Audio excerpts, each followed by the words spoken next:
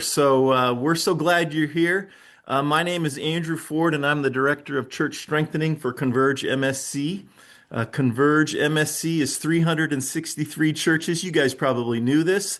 363 churches from northern Michigan down to the Florida Keys and the Caribbean. And so we're in 12 states, and we're hoping that most of the states are represented today. And so you know this too. We start, strengthen, and send. And this is one of our strengthening events where we hope that you're equipped for ministry, equipped for what's next in your ministry. And so we're glad you're here taking the time. Kenny Jahng is our key speaker for the day. He's the founder of AI for the Church, AI for Church Leaders. And it's a platform dedicated to helping pastors and ministry leaders understand and responsibly use artificial intelligence in the church. Just a couple of weeks ago, I saw a guy, a ministry leader, post a call to prayer, and he didn't edit out the chat GPT language that's at the bottom of every chat GPT search and work that you do. And I was like, it was like one of those moments where you want to smack yourself in the head. Like he was trying, but he failed. And so we want to keep you out of the road ditch on some of those things. Hey, keep your mics muted for the morning, and the chat is open. And we'll be watching the chat. We'll leave some time at the end, and we will get done right at noon Eastern time. But we will aim to answer some of those questions. So if you put them in the chat, I'll be paying attention to those, and we'll save some time for that at the end. And we're glad you're here. Kenny, we're going to turn things over to you. Hopefully we have the sharing settings all set. Oh, yeah, we're good. We're good. Kenny, glad you're here. Help us think about this. It's all yours. Absolutely. Thank you so much for having me, everybody. First of all, I want to sympathize for those of you that are stuck in the lower states with the snow. I just got back from Indianapolis last week, and I just heard from a friend that they're stuck in Alabama. They can't get there because the interstates are still not plowed in some areas. So, but anyway, I hail from Jersey, and this last couple years, I've been fortunate enough to crisscross the country and do a bunch of trainings and talk at conferences, et cetera. I think this last year I had, I think it was 23 speaking events on AI. So I've been talking to a lot of groups like this, and I'm encouraged when I see pastors and church staff really start to embrace this technology, which is, I think, different than what we typically see in terms of the church as a whole. If we're going to make some broad swath characterizations of the church is not necessarily the innovator or the forefront of technology typically, while historically the church has used major innovation fronts to its advantage for the gospel. And so I've been asked here to do basically a whirlwind tour of what we're doing with AI these days. And again, the chat is open. Previously, I was a Church Online pastor, and the difference between offline and online pastors are offline pastors get really upset when you talk during the sermon and there's a shush mentality, and online pastors get depressed when no one's talking during the message. And so please take advantage of the chat, talk with each other, talk with me. We're going to go back and forth. And again, it's a privilege to meet with your folks. The Converge Network across all the geographies has just been a treat to visit with you guys. So let's go through this. Again, the disclaimer is I'm from Jersey. I'm going to talk at 600,000 miles per minute. I think this is being recorded, and so you should be able to get the playback. And usually for podcasts, I like to speed up podcasts. Some here might want to slow down the recording and get the replay. So what I'm going to do is I'm going to try to get through this as quick as possible so that we might get some contextual questions. Again, take advantage of the chat. But the number one job for me today right now is to help demystify AI for everybody. Usually with a group this large, you get a whole spectrum of users. So the first question I would ask for you to put in the chat is a scale of 1 to 10. Where are you on the AI fluency scale? 1 is, I actually haven't used it, might have opened up ChatGPT once or twice, but not really familiar with it. 10 is all day, every day, I'm questioning my relationship with AI today. Can you just share with us where it is? We're seeing every day 7, 10, 3, 4. So we have something across the board which is typical in what we're doing. So I just want to basically share maybe some common language to get everyone on the same page, especially even after I leave, that maybe there was these discussions that happen for everybody. So what is this generative AI thing?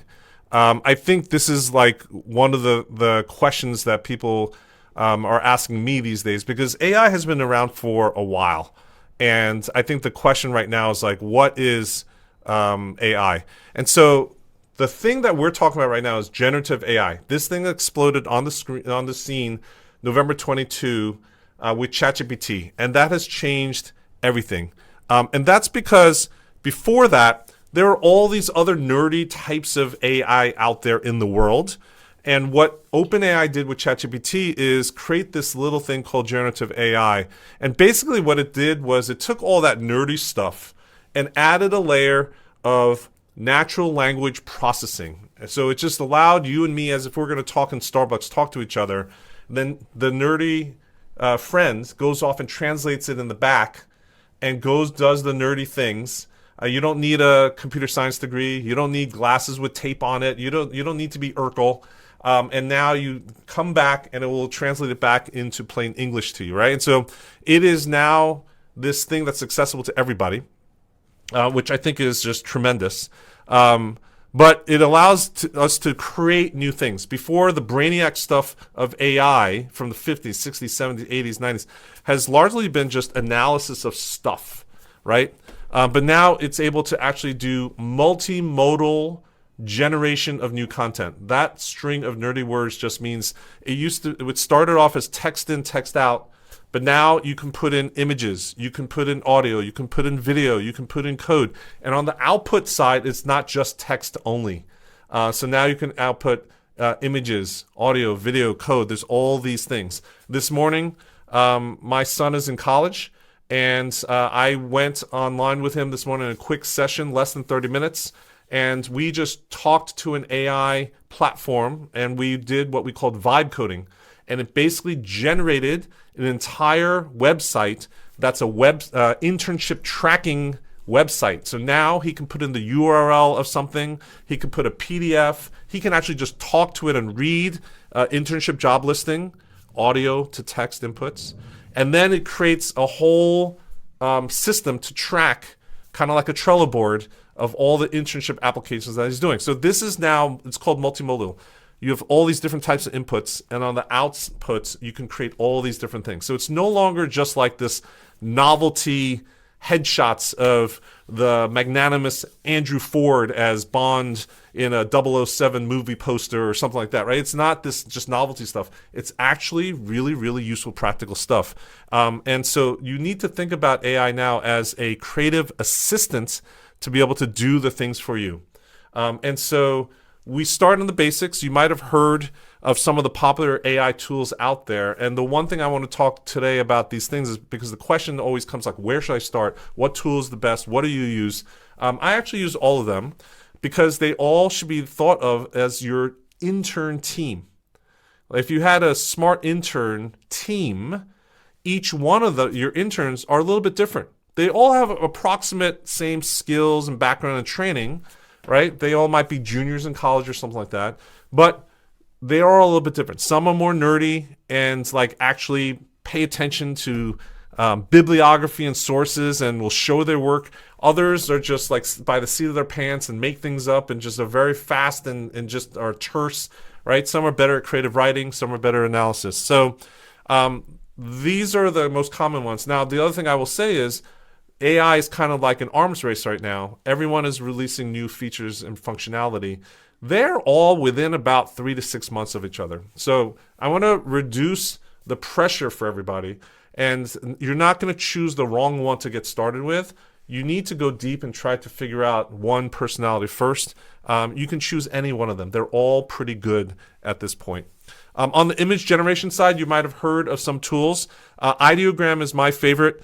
It actually creates images where you don't have, you no longer get like 7 toes and 2 heads and misspellings of things like that. It actually handles all of that stuff really well. And in fact, Ideogram has a new feature, relatively new, that you can upload just one photo of yourself and it will clone you in any situation you want pretty well. Even 6 months ago, a year ago, I did a training where you had to put in a ton of different photos of yourself with different facial expressions and angles and lighting, etc. And then it would clone you. Now, even on a single shot, it can do some really good stuff with you. So there's tons of stuff out there. The latest behemoth is Google. Google's great because it can start out with a free account. And it is now on the image generation. Many people of our peers are saying it is the best one out there. So there's tons of these tools. Again, start with one as you get out there. And then you might have heard of all these other ones out there. Grammarly. Has anyone heard of Grammarly? If you're using that, that's using some basic AI stuff. And it has slowly added generative AI to it. So now if I'm in an actual document, it will actually create drafts for me. It will improve content. It just is not, it's not just a super spell checker or grammar checker. It is actually turning into a writing assistant. So all these tools are out there to help us in all the types of workflows that we have. A lot of times there are people that are hesitant in groups like this and saying like, I'm going to wait. I'm going to sit back a little bit and wait. And I'm going to say, this is not one of those innovation fronts that you need to say you're going to wait for, because it is here to stay.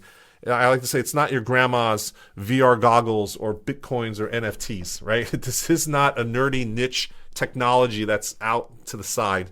This is something that anyone and everybody really needs to pay attention to. And it's because it has universal relevance right now. And there's a reason why. And this is my argument for anyone who's hesitant to say, oh, this is still a fad. And that is that any industry out there has applications.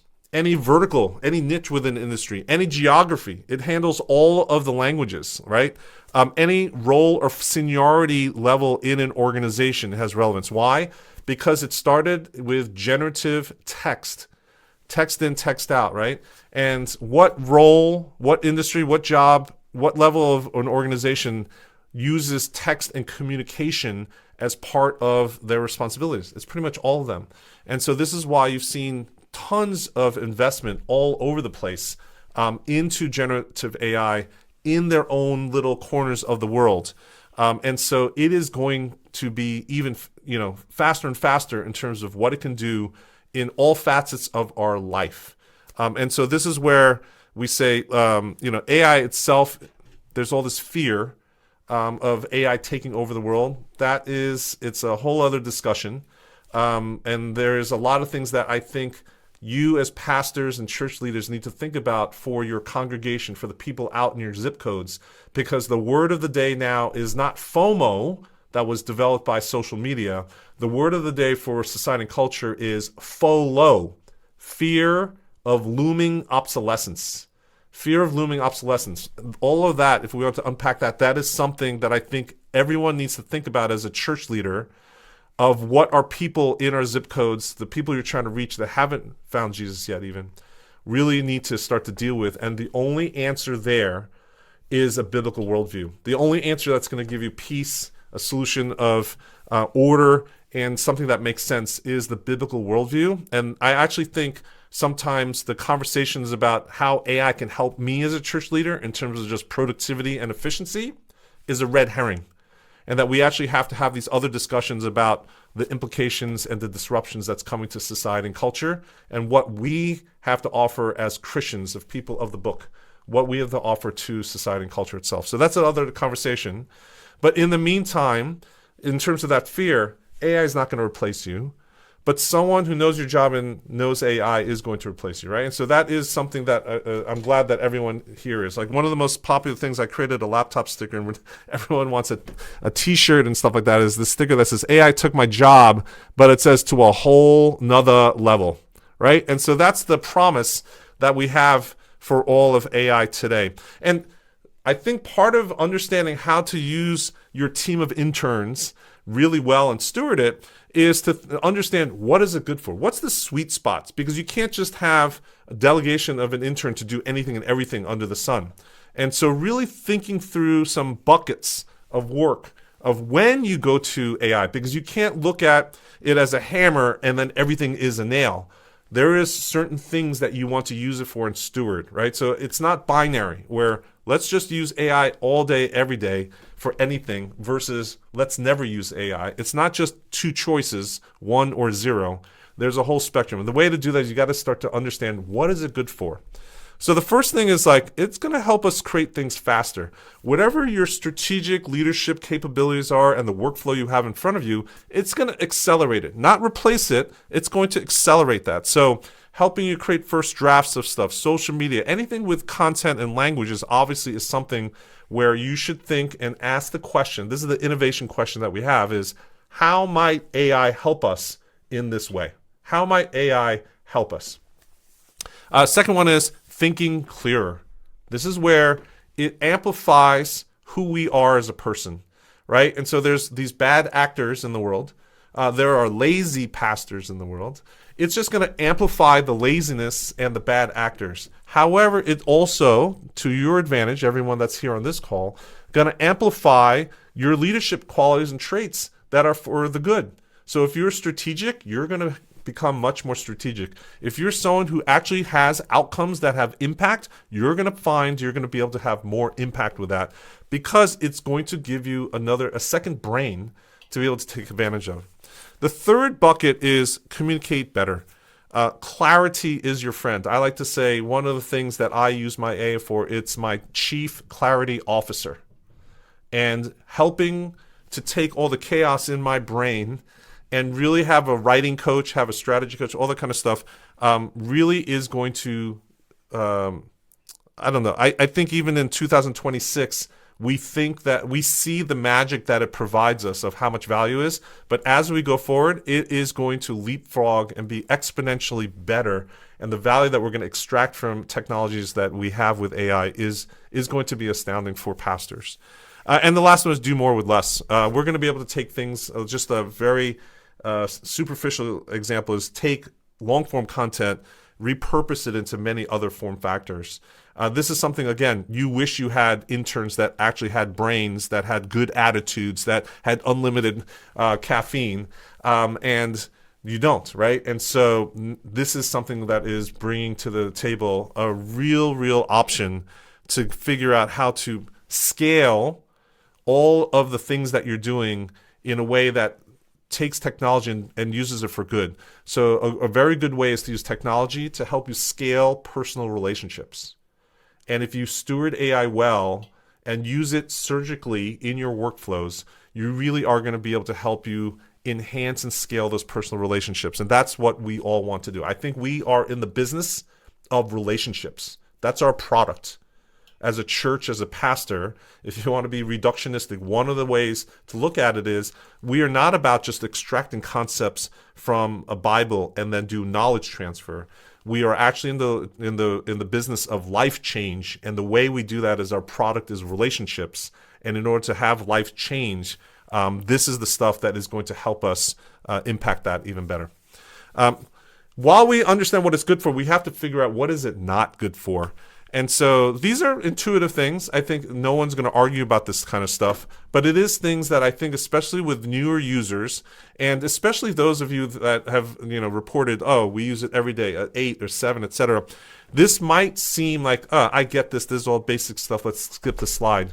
I want to reinforce the idea that amongst your staff, amongst your volunteers, and amongst your congregation, amongst the young adults in the families of your congregation, they don't know this yet, right? This is assumed for people who are starting to use it every day.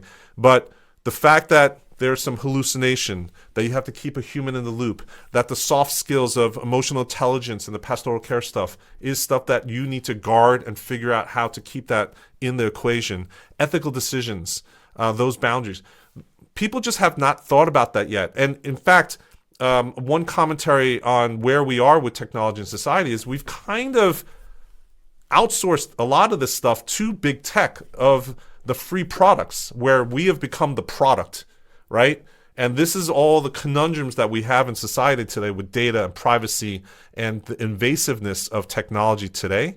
And so this is where I'm saying, hey, this is a good reminder for your executive leadership meetings, for your volunteers, for your board, for your elders, to start to have these discussions, to talk out loud. Because whenever we have something that's moving so fast that we actually have a velocity to things that are in this innovation front, over communicating is something that is a best practice, and reinforcing these types of things is a very good thing. Yes, the question is, AI policy. I think that every single organization, whether you're a for-profit, nonprofit, or church, whether you're for AI or against AI, wherever you're on the spectrum, every organization needs an AI policy. And this is especially if you're against AI or if you're hesitant about AI, because no matter which leader I've met with, most leaders assume that your staff, your volunteers, your congregation members are of the same mind and position.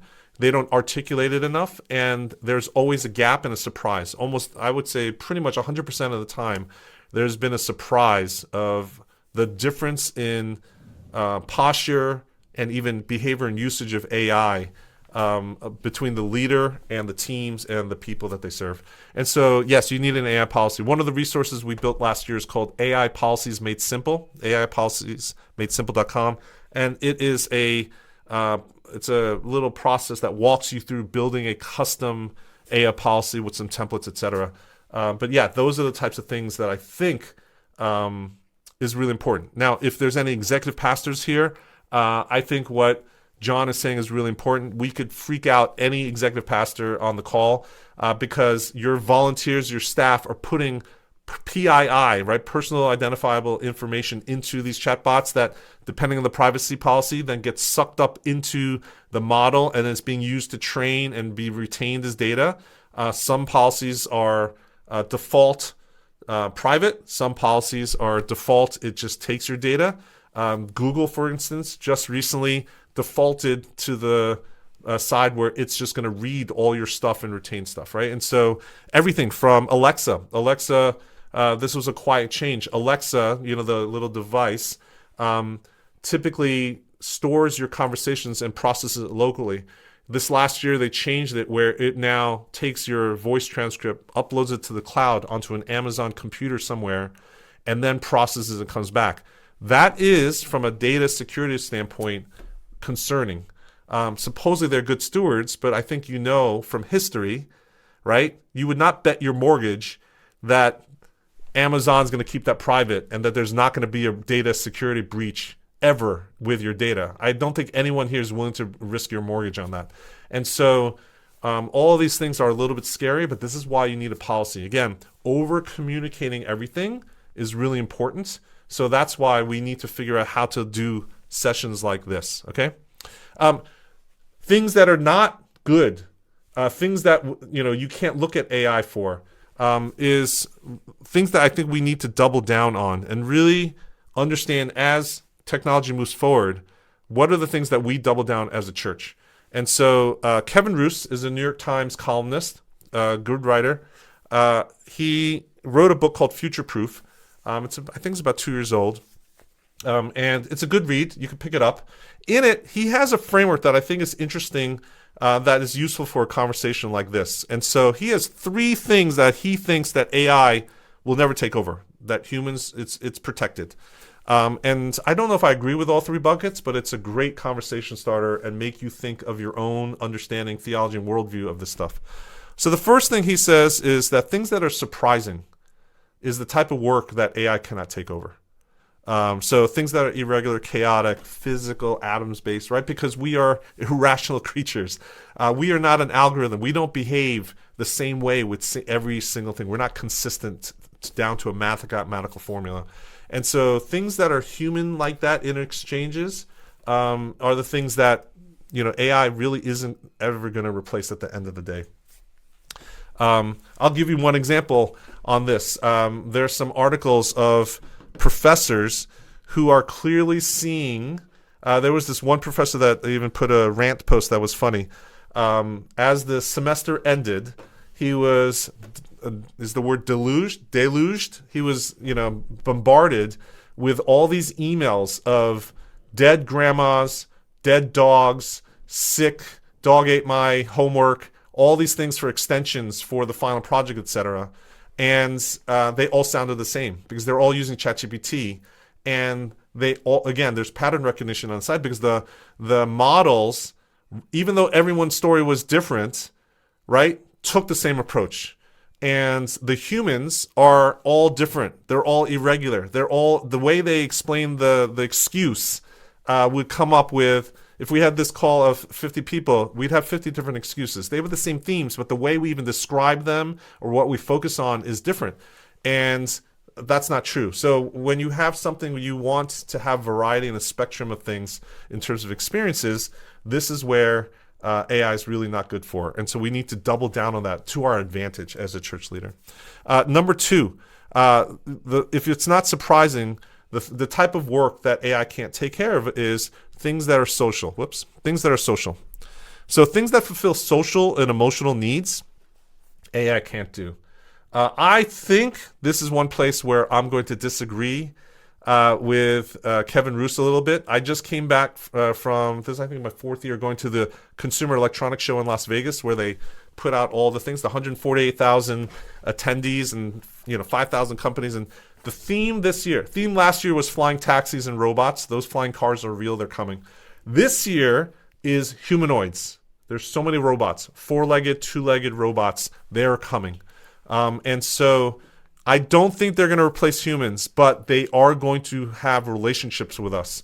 And the best way that I could explain it is I love my dog. Pom Pom is part of our family, and we have this love relationship with our dog Pom Pom, right? You have a specific relationship, you specific love. Again, it's on my home screen, right? My lock screen, because we love our puppy so much. But it's a different relationship that I have with my wife, my son, my friends, with Andrew, anybody.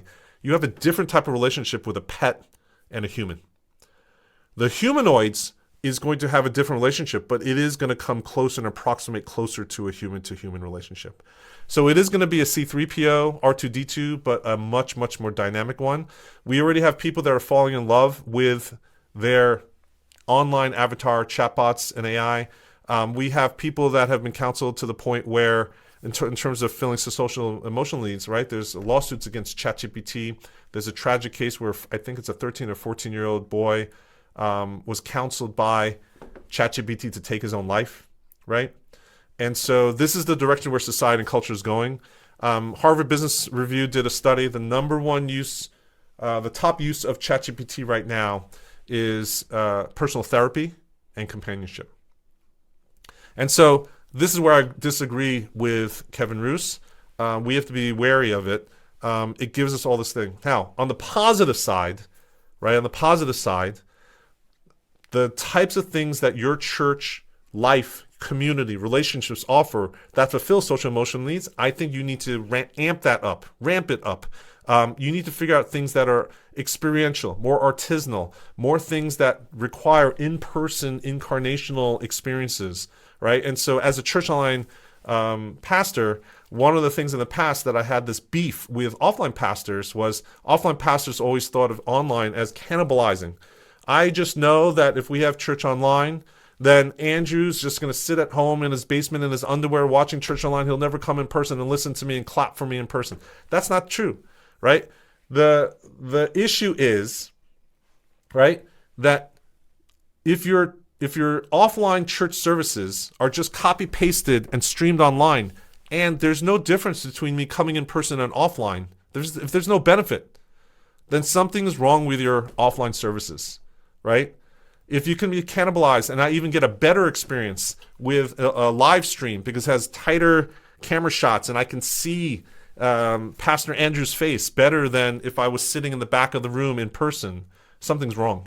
And so I challenge church teams to relook at all the things you're doing, not just Sunday services, but what are you doing with your offline experiences where it is not just an anonymous participation, sit and soak, but things that are fulfilling the social and emotional needs. How do you increase those opportunities, the surface area for that, and actually increase that so that AI and technology and all these other things are not able to do that kind of stuff, right?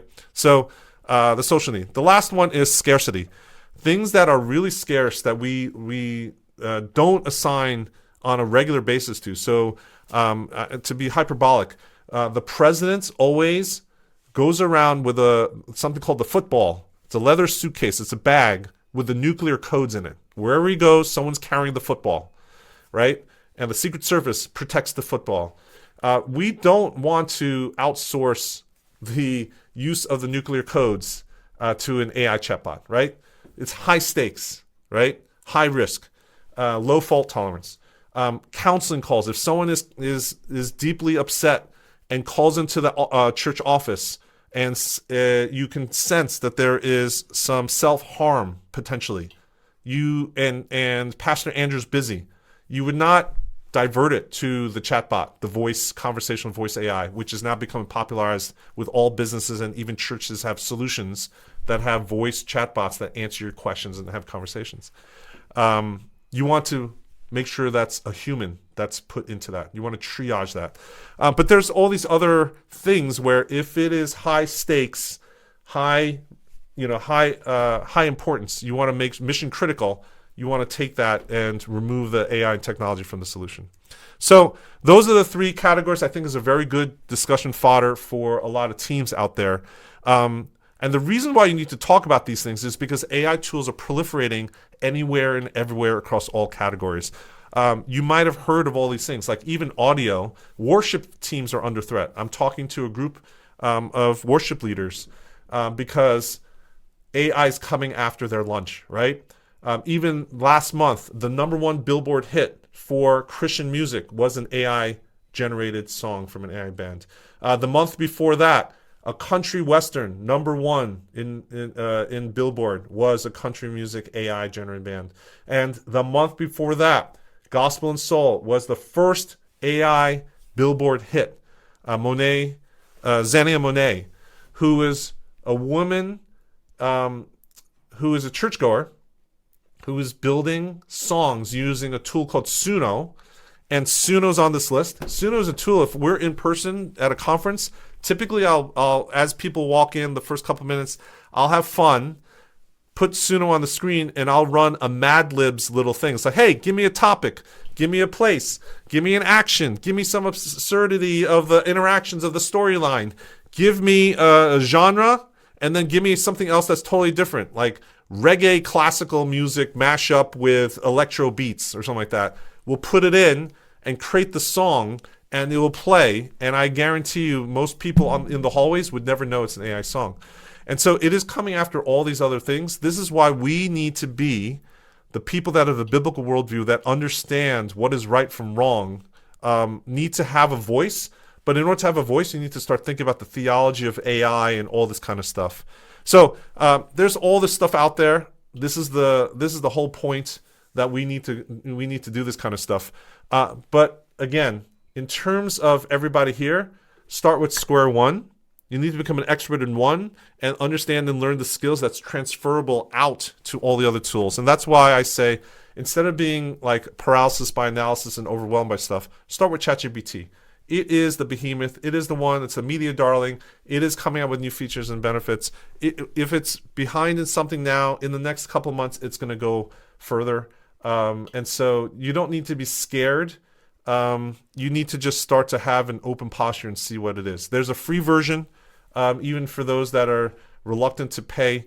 I've been in many places where... in fact, I've been on some Zoom calls with someone who wants to argue with or advocate with their manager to get the church or the organization to pay for their $20 a month ChatGPT subscription. I have a zero loss rate, 100% win rate in that conversation so far because it's $20. And the whole point is, if you looked at any direct report in an entire month, right, 160 hours of work a month, can they find $20 worth of productivity? Figure out the hourly rate that you're paying anybody, and can they eke out $20 more worth of productivity? Is that worth it? And the answer is yes, right? And it doesn't have to be hiring someone like Dela, who's like 80%. You could create just Suno songs all day for playlists for all of your events, right? All that kind of stuff. So that's the type of thing that ChatGPT and all these things, it's worth the paid version. You get better access to smarter models, responses. There are features and functions that actually, if anyone here in the chat, let's help each other out. If you're using a pro version, why are you paying for the tool? What's the number 1, 2, or 3 functions or benefits you're gaining with paid tools versus the free tier? It's always interesting to hear from the converted to see what are they gaining out of it. You can help me out in the chat. Help Weston understand like what are the benefits of a paid tool versus a free tool. Okay, so as you get to work with these tools, I want to share with you some conceptual ideas that I'm learning of how to teach and bring people up to speed better when we do workshops for teams and when we do individual coaching to leaders. I'm realizing there's some key concepts that like they throw out the window when they talk to ChatGPT versus other areas of life or when they're managing an intern, right? And so the first thing is people get wrapped up. You don't need to know programming. You don't need to be technical. You just need to know how to speak clearly, right? And so in order to do that, there's a couple of things. Again, this metaphor of a seminary intern that just joined your team, is really important. Why? Because seminary intern is well-read, is aligned with you missionally, understands where you're going, but and they've done tons of studying, but they just joined your team. They don't know your pet peeves. They don't know your preferences. They don't know what translation of the Bible you prefer, right? You need to actually mentor them and bring them up to speed, right? You need to customize it. So treating it like a vending machine at an airport is the wrong way, which is how a lot of people do it. Even people have been using it for months, where they go up to like this public machine, type in their request, one button, and out comes this like little thing in a shiny wrapper. You open it up and then you play this game. What we told our kids is like, you get what you get and you don't get upset. And then you judge it based on just that one output. No, this is an intern. You would not fire an intern with one try. What do you do with interns? You give it a compliment sandwich. Does everyone know that leadership technique? Compliment sandwich. It's like, hey, intern, I like what you did. Part 2 was great. Part 3 was great. But the middle one's like, this part was not that great. It was a L. Let's redo that. Let's delete this. And then you go and finish the sandwich. It's like, hey, I'll give you some more examples and guidance. I will actually give you some more critique that is constructive. And then I'll send you on your way and then try it again and come back, right? And so that's what you need to do with your seminary intern. The better your interactions in that way, the better you actually can get the outputs, right? And then if you juice it a little bit, bring a coffee and donut once in a while. That's the equivalent of paying your seminary intern. That's when, like Robert is saying, look, I uploaded years of sermons. So your seminary intern is willing to actually sit there and sift through 20 years of your sermons and read it all tonight. Stay up late, don't sleep, read all your sermons, and then come back and now understands your voice, your tone, your language, your pet peeves, and all the metaphors you use over and over again, right? And so that's what these paid versions do. It's basically a better intern, someone who's interned before, right? And so again, Marshall's talking about, yes, a custom GPT is like what an intern would do. Is an intern would then sit down and write an SOP, standard operating procedure, and document what you do, and then you can go back and ask it to do it over and over and over again, right? And so that metaphor, I think, is helpful for a lot of people. Again, for those advanced users, this is one of the most important things that you can do when you are teaching and mentoring your staff, your volunteers, and others in front of you. So the intern metaphor is like, look, it has general knowledge. Think of it as it's read everything under the sun. It's visited every single web page. It's faster than most offline interns. And this is the difference between offline and online interns. It has unlimited good attitude. It will take whatever crap you run at it. You had a bad day. You're a bad boss. Yes, we all acknowledge that. And it keeps on coming back and saying, yes, please give me more. It never gets tired. And now with agents, There's agentic AI. Agentic is going to be a word you're going to hear more in 26, 27, beyond. Agents allow you not to just do transactional tasks. It can now go off and do work for you for, at this time, usually 15, 20 minutes of work, make decisions and reason on its own, and then come back and do it. So, for example, I was just in Indianapolis with a training, and it was in the afternoon. I was still hungry, and so I opened up one of the agents and asked it, "Can you order me some onion rings? I'm here at this building." Didn't give the address, gave the organization name, and it said, I need to order it. I need to find the address first." So it reasoned, and it Googled and found the address, and it says, "Oh, I need to find a restaurant that has onion rings." And so it found a bunch of them, and then said, he probably wants the best one. Oh, there are restaurant review sites. Went onto Yelp, found the one with the best reviews, then said, "Let's order." Went to the restaurant website, didn't have the ordering capability. Instead of failing, the intern's like, there are sites that deliver, so let's go to DoorDash. Went on DoorDash. That one was not on DoorDash. Instead of failing, it said, why don't we check the number? There were other restaurants, so the second highest rated restaurant. Went back, and by the end, it ordered onion rings for delivery. And I just delegated, "Dude, I want onion rings, and we're here at the building, and I want it now." That's all I said. That's the equivalent. And it went and did all that stuff, right? For 15 minutes, it went off, and then it ordered it, and then I get onion rings. It is now able to do things. It is able to go into my inbox and actually find all the emails that I have not responded to in the last week and draft responses for every single one. So you're going to do that, more and more as we go forward. Yeah, Weston, the credit card was in the order. Like a Git intern, it will ask for permission, or now there is an actual option in some of these things that say go without asking for permission, or ask for permission for every step. And so that one, I already had my credit card in DoorDash, and it just ordered it for me. There was actually one in Kansas City. I did that fun trick with, I think I ordered sesame chicken, and I forgot to cancel it, and sesame chicken got delivered to the hotel. And so I wasn't even at the hotel, so I forgot to stop it. Yes, most of these chatbots now have connections. So Claude, ChatGPT, and Gemini either are natively integrated into your email, or they're with the paid versions. They have connectors that could connect into your Dropbox, into your Drive folder, into your emails, into Canva, into TripIt. There's all these other things that you can do today. So again, these interns are going to get better and better and better. And this is where I think we need to start to understand, what can it do, what can it not, what can you assign it, what's not. Those are the types of things. So at the end of the day, it needs a change in your role and job description. It used to be you're the worker with a tool, that you get a hammer and you're actually doing this tool, and it's like an electric hammer versus a manual hammer, right? Or it's like right now here in Jersey, instead of a manual shovel, it's like a snowblower, right? That's typically how we look at it. The role change is now you are a manager, you are a delegator, you're the editor. You are not the person that's doing the actual work. You're the person who's paying the bills for the freelancer, the contractor, the specialist, the consultant to go off and do the work.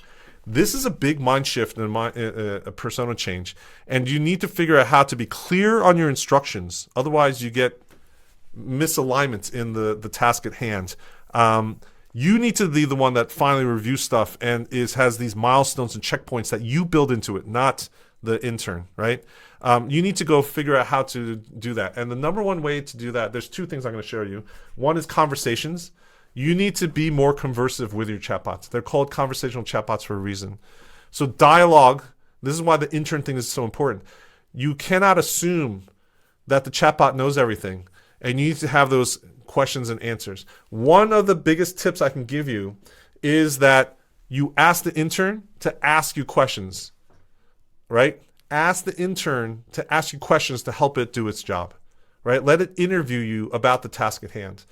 The second one is just this delegation. You need to be better. So this is where you go to Amazon and you start to read all those books on how to be a better leader, how to be a better delegator, how to manage people.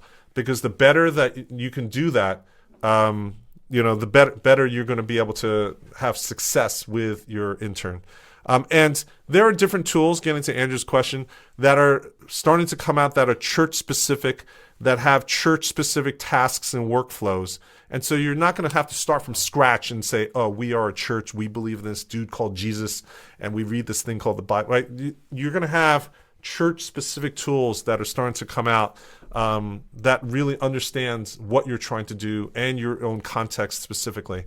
But delegation is the thing that you need to do yourself. But again, in your leadership pipeline, right? So everyone should have a leadership pipeline with training, staff training, and all that kind of stuff. Are you teaching your people how to delegate better? Because most people don't learn. You don't wake up and understand how to delegate. They don't teach it in college. They don't teach it on the job. And so you need to figure out how to actually delegate better. So one of the ways to do that, I'm just going to blow through this, is called the faster prompt framework. So usually if you're getting responses back from the chatbots and it's not perfect and you don't really like it, usually it's a user error, a delegation error, right? It's not the problem with the technology, it's the person in front of the keyboard, right? The thing between the keyboard and the chair is usually the issue. And so this is where our faster framework is like, you can go back and start to use this. You don't have to be super religious about putting all this stuff in there, but it's kind of like a checklist to say, oh, if I gave more information across these 6 factors, it's going to actually know what to do better, right? So F stands for form factor. What is the actual thing that I want you to work on? What's the objective? What are we building together? Don't make it assume. Be very specific, right? What are you creating? Second is A is for audience. So who is the intended final audience and consumption group that's going to actually build this? Because based on the audience, it's going to take a different way and pathway to do that. S is subject matter expertise. So if I gave you a voucher of $1,000, you're an intern, right? Your AI is an intern. They don't know how to do it. They've never done it for the first time. So I'll give you a voucher of $1,000. Go find the expert who's done it 1,000,000 times, that knows this specifically. How do you figure out how to hire that person and just ask them to do it with you? That is the subject matter expert, right? So write someone who is a Christian financial advisor who plans for generosity in order to help me write better discipleship materials in terms of stewardship and giving and generosity, right? Be very specific of who you want to actually hire. And then T is the task details, right? This is where you almost want to like vomit on the chatbot. You don't need to do it in order. Just put everything out there. What AI is good at is taking disordered stuff and putting order to it. So just put everything out there, all the task details, extract everything from your brain and just give it to the chatbot. And then what does a good intern who's shaking its boots on the first day of the job want to do is like they want to please the boss, but when you assign it, write a devotional, they're like, what do I do? They're intimidated. So what do? You go out of the office and then you ask the other interns, you ask the other staff members, you're like, hey, Pastor Andrew just asked me to write a devotional. Are there any examples that he's written? Is there any good, like what's a good devotional, right? Because there's so many different types out there. Help your interns succeed. Let them win. Give them as many pieces of evidence of good outputs. Do you have examples? They don't have to be yours. Point to other people's examples. Copy paste that in. Give them specific guidance as to what you're looking for. And then on that side, the flip side is R is for restrictions and requirements. So what are the things, if you have a rubric to measure the success of what they come back with, expose that now so they actually can check those boxes, stay in the guardrails and fences that you put up there. So that's the faster framework. It's going to help you get out of the lazy prompting and to get into something that delegates even richer so that they have more specificity so that they can figure out how to actually do that, right? And so it's intuitive, but typically that faster framework is something that really is a good general checklist for you to just get started to really figure out what you can do. So just some examples, right? So what can we do with church-specific context, right? Use cases. Member communication and support is one. Another one is educational content. Discipleship content is another. Social media marketing obviously is great. Presentation materials. right? Both internal and external audiences is amazing. And for example, this whole presentation was designed by AI, right? So I uploaded the copy, and it understands the semantics of every slide content and the logic, the structure, all the things like this example prompt. It has a call out box that was decided by the AI. This one understands there's 4 bullet points, and it structured it, and it said, oh, you probably need some visual icon to match each one of these points. Those are the types of things. Document summarization and analysis is great, right? So this is I think taking long form content especially, you know, that analysis I think is a superpower that most people don't understand just how powerful and what you can do. Churches have the opposite of problem of most businesses. Churches are content generations. You're on a 7-day production cycle. You have infinite treasure chests of content, and it's just sitting there or disposable. Once you do something, you move on to the next. And so now, like Marshall, downloading Brian's video sermon library and then figuring out what to do with that is something that I think we have a whole future for the church in how to take in that stuff and updating it, repurposing, becoming contextually relevant to other circumstances, timelines, and demographics is something that we all need to look at. And the next one is internal operations, right? How do you actually help the mechanics of your daily work and grind, getting it out there, getting out of the admin kind of stuff. And then research and competitive analysis. So this is just one example where could you, if you're a church planter or if you're trying to do annual planning, can you actually go to your intern and do a much more descriptive prompt and figure out, oh, is this something that's helpful, and leapfrog and get stuff done faster, right? And this is the part where I think we all want to get to. So for example, I just went to a chatbot called Perplexity, which is like a research and answers engine, and I put in that prompt, and I just thought I was in Atlanta recently, Duluth, Georgia, and it came up just on that simple prompt. Now you can have a much deeper, richer prompt, of course, but it gave me an executive summary, some geographic top line stuff, and then after that, it went to these trends of what's happening in terms of the trends, the top trends in Duluth. And then it gave me these priority issues and ideas for what we can do, practical directions and suggestions. All these types of things are things that you have at your disposal, both free and paid tools. Now you can work with this and say, I want to go down to concrete next steps. This commissioning a localized demographic report or conducting a neighborhood walkthrough and stakeholder interviews. And so I might say now produce a project plan to execute on this in the next 30 days. I have 1 hour a day.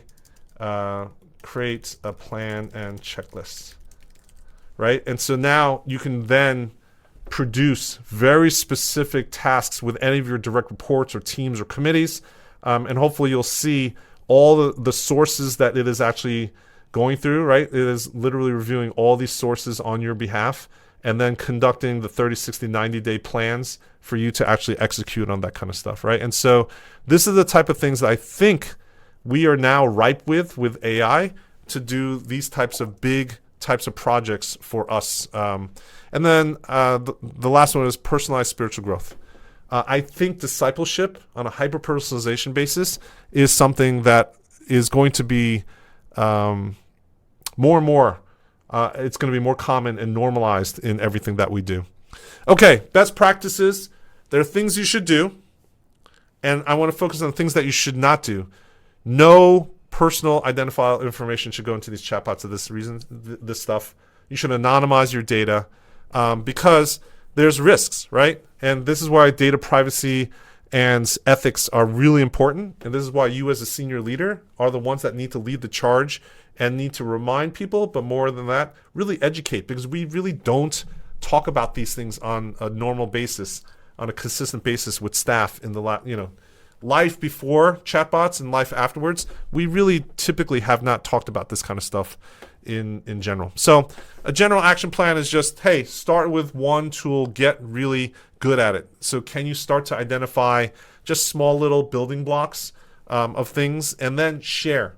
I'm a big proponent of sharing with other team members on your side, right? Do workshops and trainings. Find ways to do lunch and learns, discovery sessions.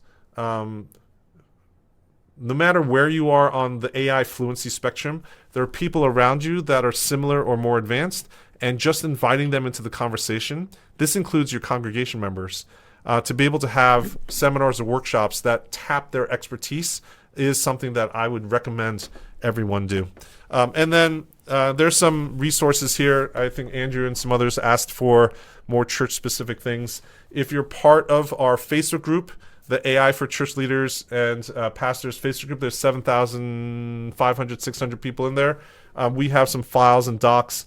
We also do monthly trainings like this that go deep into things like last week I did a training on how to create your own voice. So how do you actually parse out your language and tone across 14 different attributes, create a voice guideline doc that you can use with any chatbot now, and then someone could mimic your voice. Whether it doesn't matter what type of content you produce. How do you create that voice lines document?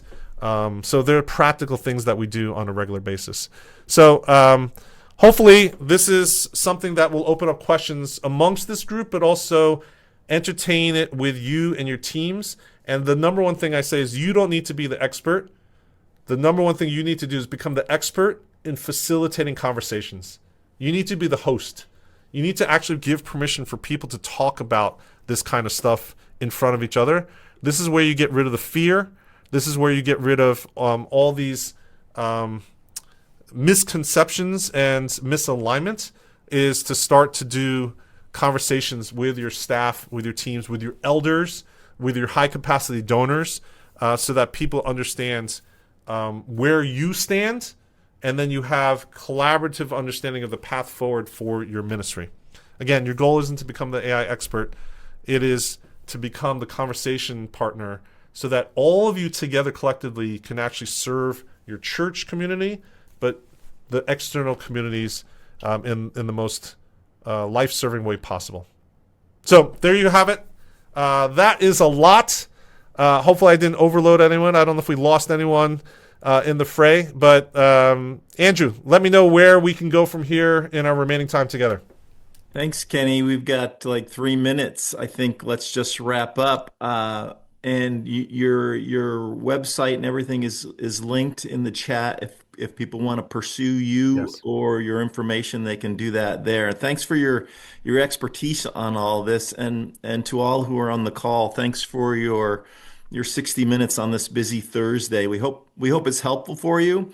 We hope it's helpful for you as you lead your church and advance the kingdom of Christ, right? Like that's why we're here. We want Jesus to be known and loved and followed, and we want to help you in that process. Our next ministry workshop Zoom is on March 12th, so mark your calendar, and it's going to be on succession plans, both emergency and planned. So if like, what do you do? What is your church going to do if you get hit by a bus? So we've invited Matt Steen to lead that discussion.